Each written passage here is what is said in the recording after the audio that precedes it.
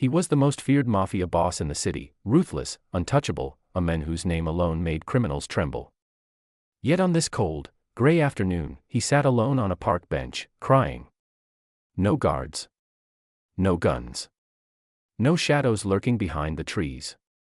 Just a broken man gripping the last photograph of the only person he ever loved, and then a tiny voice, soft, innocent, unexpected, cut through the silence. Don't cry, mister. You can borrow my mom. That was the moment everything changed. For him. For the little boy. And for a mother who never knew how powerful her kindness would become. The park was almost empty when Lorenzo De Luca sat down on the icy bench. The ground was wet with winter drizzle, the sky low and heavy. He had spent a lifetime commanding fear, yet today fear commanded him. His daughter, his only child, had been taken by a rival syndicate. His empire had built walls around him, but none strong enough to protect the only thing he truly loved. Lorenzo wasn't used to silence. The city usually moved around him with the restless rhythm of danger, but here in the park, the world felt painfully still. His chest tightened with every breath. His men had failed. His money had failed. His power, meaningless. He stared down at the photo of his daughter, a soft smiling girl with brown curls and the brightest hazel eyes. A single tear rolled down his cheek, dropping onto the corner of the worn photograph. That was when he sensed someone standing beside him, small, hesitant. He didn't look up. Not until he heard the voice, "Don't cry, mister. You can borrow my mom." Lorenzo froze. Slowly he lifted his eyes and saw a boy no older than 6, wearing a blue backpack, mismatched gloves, and a brave smile that didn't quite hide the shyness in his eyes. The boy's hair stuck out in soft curls under a wool hat, and he held a small toy car in one hand like a prized treasure. The mafia boss blinked, stunned. What did you say, kid?" "You can borrow my mom," the boy repeated. "She says she's good at helping sad people." The words hit Lorenzo harder than any bullet ever had. Before he could respond, a woman rushed over, breathless, apologetic. She was in her late 20s, bundled in a faded coat, cheeks flushed from the cold. Her name was Elena, though Lorenzo didn't know that yet. "I'm so sorry," she said quickly, pulling the boy close. "Liam, sweetheart, you can't talk to strangers like that." "But he's sad," the boy insisted. "You always say we help sad people."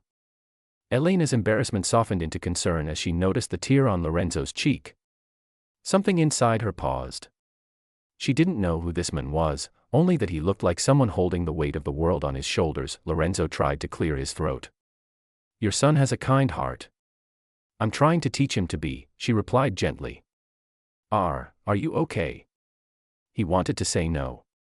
He wanted to say everything was falling apart. But years of building a stone-cold image didn't crumble easily. "I'll be fine," he lied, but Liam shook his head and tugged on Lorenzo's sleeve. "No, you won't. Not until my mom talks to you." Elena shot the boy a look. "Liam, it's okay," Lorenzo murmured, surprising himself. I wouldn't mind." So they sat. A mafia boss drowning in grief, a mother who had no idea she was speaking to one of the most powerful men in the city, and a little boy who simply saw a sad stranger in need of warmth. Elena didn't push him to talk. She just sat beside him, patient, steady. And somehow, Lorenzo found himself speaking, not about the mafia, not about enemies, but about a father who feared losing his child. His voice cracked, betraying the truth he tried so hard to hide. "I've lost someone important," he whispered. Elena placed a gentle hand on his arm. "Then you don't need to be alone." For the first time in decades, Lorenzo felt something unfamiliar, hope. But hope is a fragile thing, especially for a man with enemies, and just as he began to let himself breathe again, his phone buzzed with a message that turned his blood cold. "We have her. Bring yourself if you want her alive." The past slammed into the present.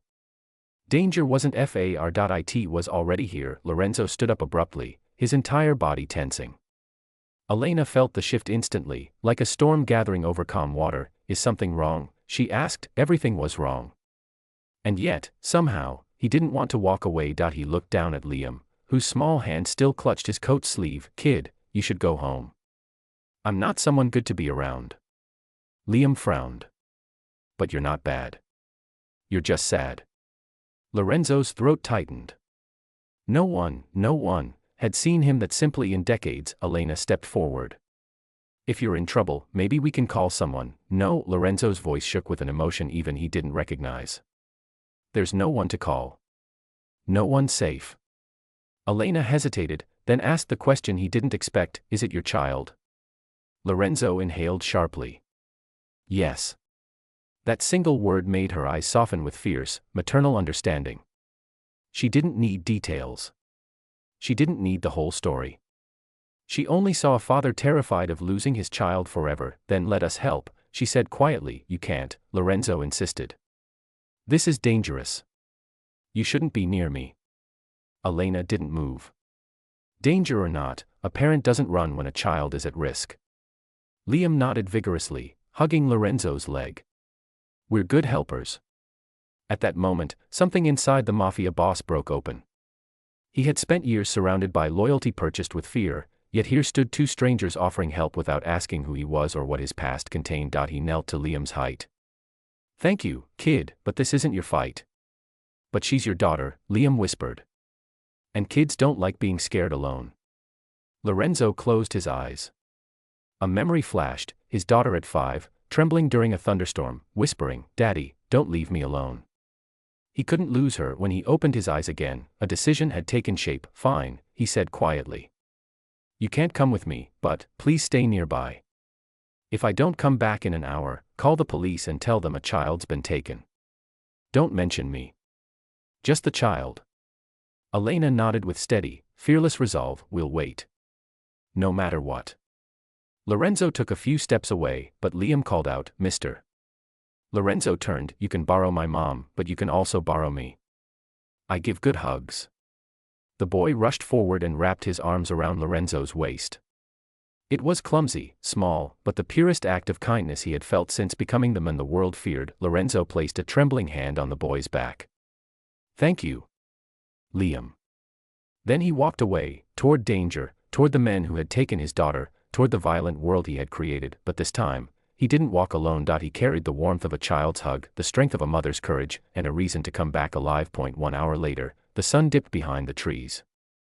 Elena waited anxiously, holding Liam close. Their breath fogged in the cold evening air. Minutes dragged by like hours. Then, through the shadows, footsteps emerged. Lorenzo stumbled back into the park, breathing hard, clothes torn, but alive, and holding his daughter's hand. Elena gasped. Liam clapped with pure joy. The girl ran forward and hugged her father's legs, sobbing. Daddy. You came for me. Lorenzo knelt, holding her tight, tears slipping freely. Always. I will always come for you. Elena stepped closer, overwhelmed. You did it. No, Lorenzo said, voice unsteady. We did. He turned to Liam, who stood smiling proudly, arms stretched for another hug. Lorenzo laughed, a sound he hadn't made in years, and swept the boy into his arms. You saved me today, kid, he whispered. More than you know. Elena knelt beside them. I'm glad you found her. Lorenzo looked at the woman who had shown him kindness without knowing his name, his past, or his sins. You and your son reminded me what matters most. Family. Elena asked. Love, Lorenzo replied. The kind I forgot existed. That day, the Mafia boss didn't just save his daughter. He found something else he thought he had lost forever, his humanity, and the boy who said, Don't cry, mister. You can borrow my mom, became the reason a feared man learned how to live again.